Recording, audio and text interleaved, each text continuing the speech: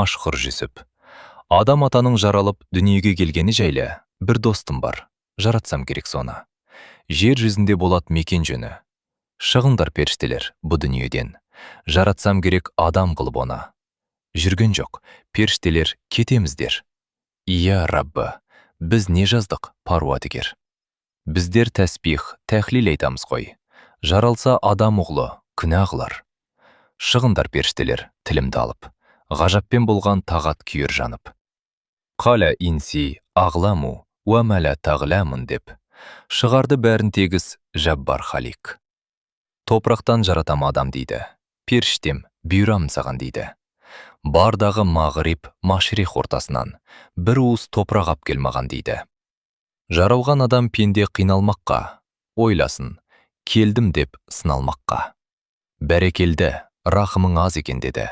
Қойыпты Ғазриилді жан алмаққа. Топырақты суға иледі лай қылғалы. От өртеп жер естірді май қылғалы.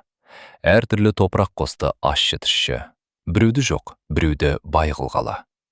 Көзбен мұрыннан бастап жан беріпті. Жыбырлап сонда мұрын түшкіртті. Аузына жан барған соң хамд айтып, дегенде әлхамдулилля тіріліпті. Ярхамғы Құдайынан жауап келген. Имамдар мұны айтпақта сауап білген.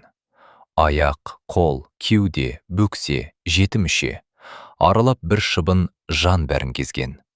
Құдайым Жебреилге барсын депті. Ақыл, иман, ұятты салсын депті. Үштің бірі жанға жарар деген мақал.